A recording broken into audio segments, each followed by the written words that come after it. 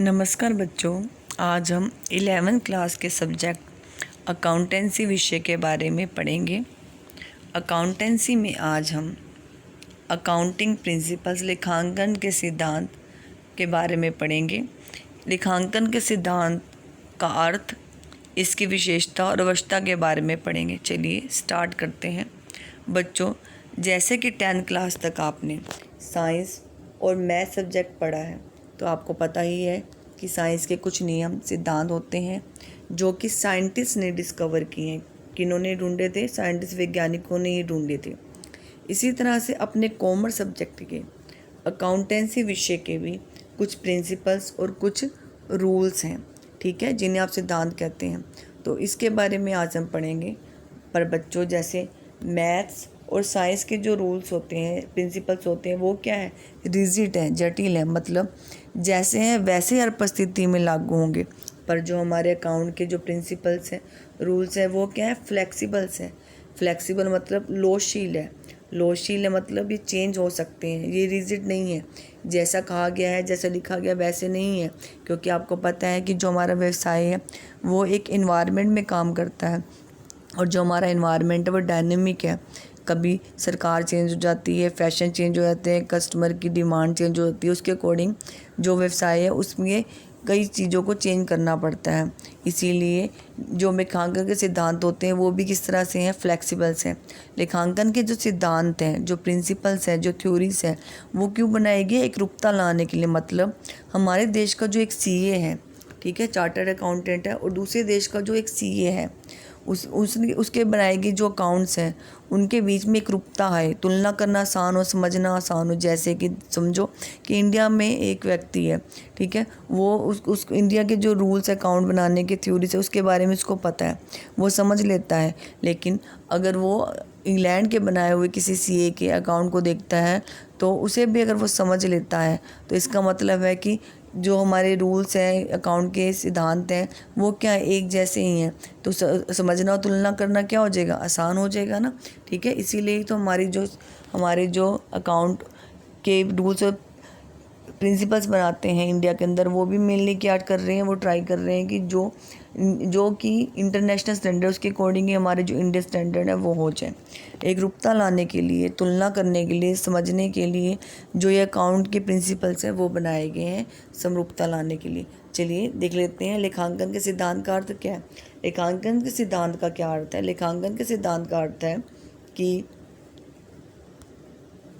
जो लेखांकन विवरण बनाने के लिए दिशा निर्देश हैं। अकाउंटिंग प्रिंसिपल्स और guidelines how to prepare account. Account कैसे बनाए जाएंगे, कहाँ लिखा जाएगा, कैसे लिखा जाएगा, इसके बारे में जो दिशा निर्देश देते हैं वो क्या है? अकाउंटिंग के प्रिंसिपल्स हैं। पुराने समय में बच्चों क्या होता था कि जो एक व्यवसाय का स्वामी होता था वो खुद ही लेन देन का रिकॉर्ड रख लेता था, क्योंकि थोड़ी सी ट्रांजैक्शंस होती थी।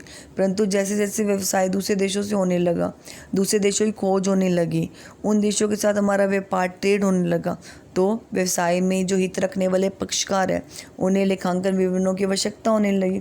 अतः लेखा या अकाउंट सबको समझ आए और लेखों में एक रूपता लाने के लिए ये आवश्यकता थी कि जो ये विवरण है, जो ये रिकॉर्ड्स हैं, वो एक स्टैंडर्ड भाषा में बनाए जाएं, एक प्रमाणित भाषा में बनाए जाएं और निश्चित नियमों के आधार पर बनाए जाएं, ताकि सब उसको क्या कर सकें?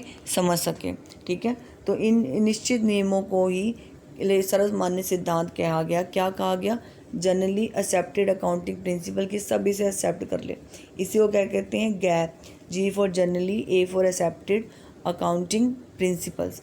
तो जो आवश्यक दिशा निर्देश हैं उन्हें हम क्या कहते हैं? लेखांकन के सिद्धांत। लेखांकन के सिद्धांतों का जो विकास है वो कैसे हुआ?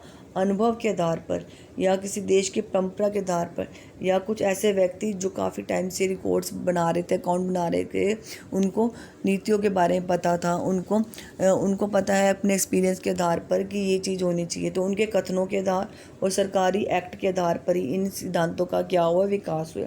लेखा करने का मतलब होता है रिकॉर्ड करना, और जो पक्षकार होते हैं, जो अकाउंट में रुचि रखते हैं, वो कौन होता है? ओनर होता है व्यवसाय का, या सरकार होती है, देनदार हो सकते हैं, लेनदार हो सकते हैं, आयकर विभाग, या मैनेजर्स हो सकते हैं, प्रबंधक या कर्मचारी हो सकते हैं, जो क्या करते हैं अकाउंट में रुचि रखते हैं, ताकि वो पता लगा सके कि इस बंदे के साथ व्यापार करना चाहिए या नहीं करना चाहिए, कि उसका पता कैसे चलेगा। जो उसके रिकॉर्ड देख के प्रॉफिट हो रहा है, ये लॉस हो रहा है, ये बिज़नेस कैसा चल रहा है, तो उसके लिए उनको इनके रिकॉर्ड्स देने पड़ते हैं। रिकॉर्ड को समझने के लिए उनको सिद्धांतों के बारे में पता होना चाहिए। तो लेखांकन सिद्धांतों की विशेषता देख लेते हैं एक बारी।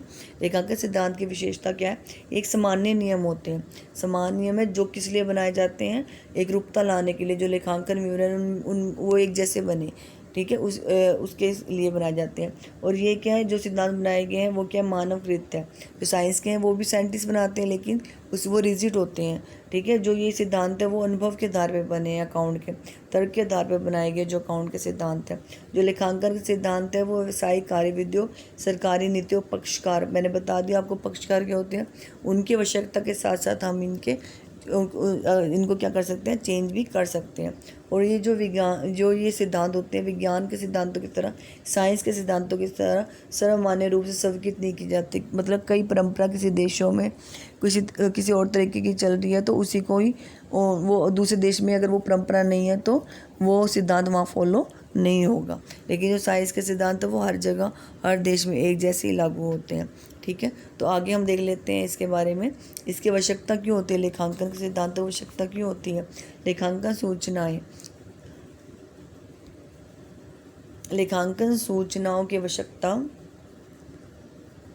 विभिन्न पक्षकारों को होती है। इन सूचनाओं से हम पिछले साल की सूचनाओं की तुलना कर सकते हैं तथा एक संस्थान का भी एक ऑर्गेनाइजेशन की दूसरे ऑर्गेनाइजेशन की सूचना से भी हम क्या कर सकते हैं, तुलना कर सकते हैं। और तुलना करने के लिए क्या होना चाहिए, ये नियम क्या होने चाहिए, निश्चित नियमों पर आधारित होनी चाहिए। लेखांकन प्रक्रिया में एकरूपता और समानता लाने के लिए भी लेखांकन सिद्धांतों की क्या होती है, आवश्यकता होती है, ठीक है। तो लेखांकन के सिद्धांत मुख्यतः दो भागों में बांटे जाते हैं। कितने भागों में बांटे जाते हैं? दो भागों में। एक है लेखांकन अवधारणाएं और दूसरा क्या है बच्चों, लेखांकन परिपाटी। तो क्या है, लेखांकन सिद्धांत और लेखांकन परिपाटी। इसके बारे में हम अगले वीडियो में पढ़ेंगे, ठीक है। Thank you.